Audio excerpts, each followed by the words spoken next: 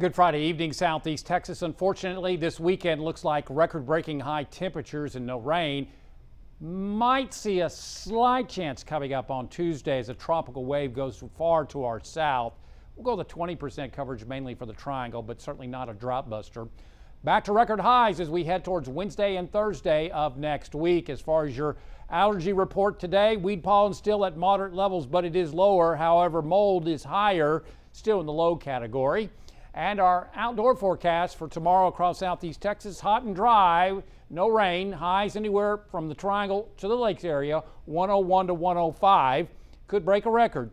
And heat indices will be 107 to 110. That's a danger zone. So there'll be a heat advisory and also excessive heat warnings for portions of our viewing area.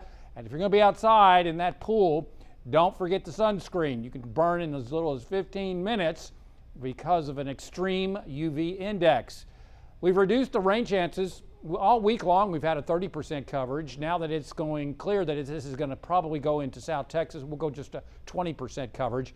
Then slim to nothing coming up Wednesday, Thursday, Friday, Saturday, a week out, and possibly 20% coverage on Monday, a week out. But look at how much rain is being forecasted by the big models over the next 10 days. 0.03 of an inch at Beaumont.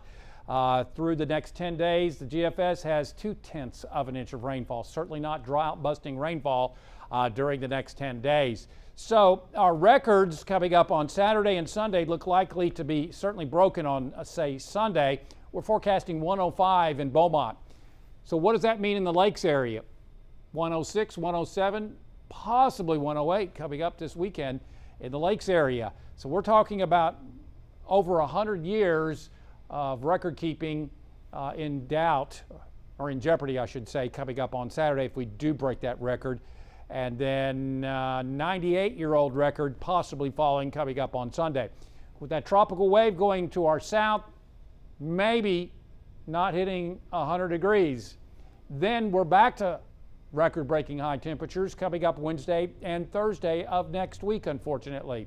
As far as the drought, this is only updated once a week by the drought monitor, so nothing has changed. Still an extreme drought. And 2011, our entire area was under an exceptional drought, which is one more step above to put things in perspective.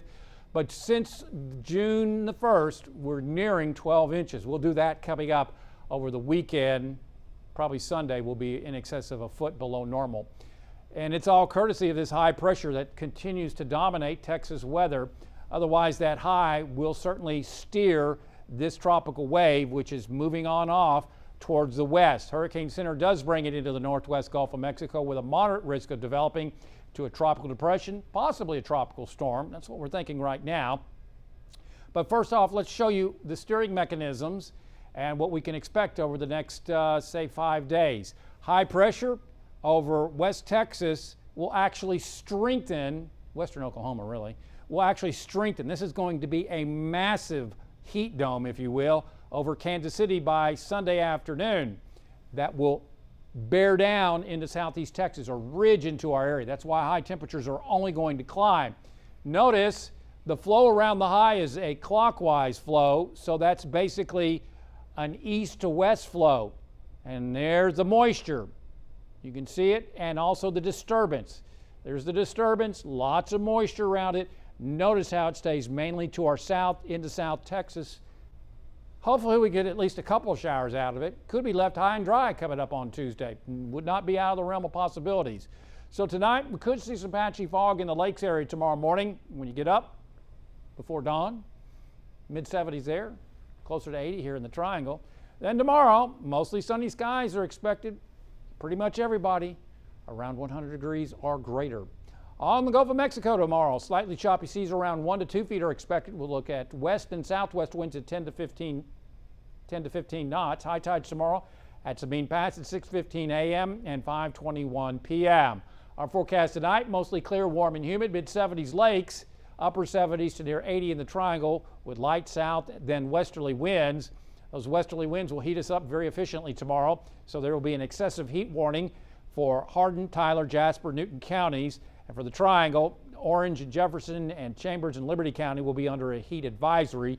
Heat indices will range from 107 to 110. that is dangerous across our area. Actual highs, Bridge City, Port Arthur, 101, Mid-County, 102, 103 in Vidor, Sour Lake, and 102 in Orange, maybe 103. And as you go on up, you can see how highs tomorrow will be at least 105, Spurger, back over to Kirbyville, Woodville, Jasper, and Newton, maybe 106. And then by Sunday, that could be 106, 107, possibly 108. That's what we're forecasting on Sunday to be the hottest day over the next 10 days with no rain and, of course, a lot of heat alerts.